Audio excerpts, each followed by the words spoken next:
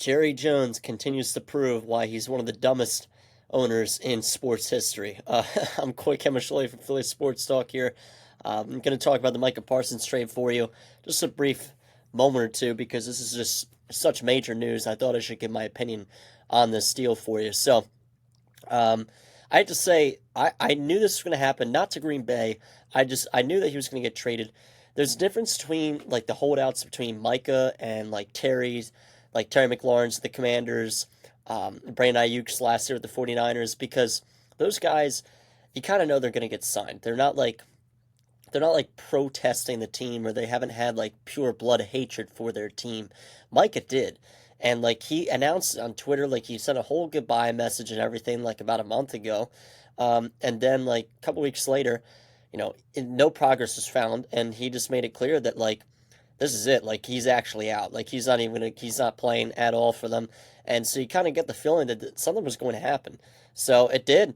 I just can't believe it. This is pathetic. When you draft well, you should extend your players. It just flat out. So I truly just don't understand it.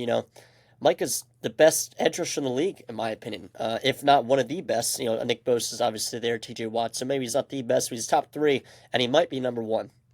Depends on how you view the position. So, I just can't believe this. The full trade breakdown: Packers get Micah Parsons, the Cowboys get defensive tackle Kenny Clark, 2026 first round pick and a 2027 first round pick. Two firsts is a lot, but that's what you trade to get a guy like Parsons. Like it just doesn't make any sense with the way the Cowboys are built right now. Like they have a chance to be a pretty solid team. They just drafted Donovan Ezra in the second round, who actually is an alumni from my high school. Pretty interesting, but now that they're kind of thin at that position, unless he obviously balls out. He was good in college at Boston College, but it just doesn't make any sense to me. I don't understand Jerry Jones' thought process at all. The Cowboys, it's just the way they handle their business. This isn't the '90s or the '80s anymore. Like it's time to adapt. Because this is pathetic. This actually cannot happen. I love it as an Eagles fan, but this just cannot happen. It's Jerry Jones just feels like he's above all the players, which technically he is, but like you just can't.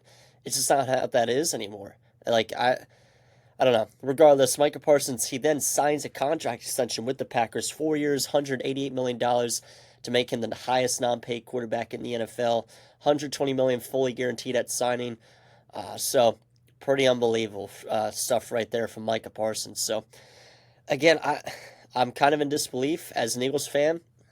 This is excellent, and I honestly think the Cowboys are back to being kind of average. That's their best player, and it's not even close. So I have to say, Jerry Jones has done it again. As for the Packers, obviously two firsts and Kenny Clark is a good amount, but this makes them even better. Obviously they were the seventh seed last year in the playoffs. They gave the Eagles a decent shot at that play in that wild card round, and this is one of those moves that could actually make them definitely more of a threat. So they're definitely a team to watch. I'm still not concerned with the Packers, but as for the Cowboys, this is also demoralizing for the guys in that locker room. And we've seen CeeDee Lamb tweet out about it. We've seen Donovan Ezra tweet out about guys like that, tweeting out about how they're just like, this is just ridiculous, because I don't blame them. You feel good about your team going into the season, and then your owner's just such an idiot that he doesn't extend your best player. So it just doesn't make any sense to me. I think it's really dumb.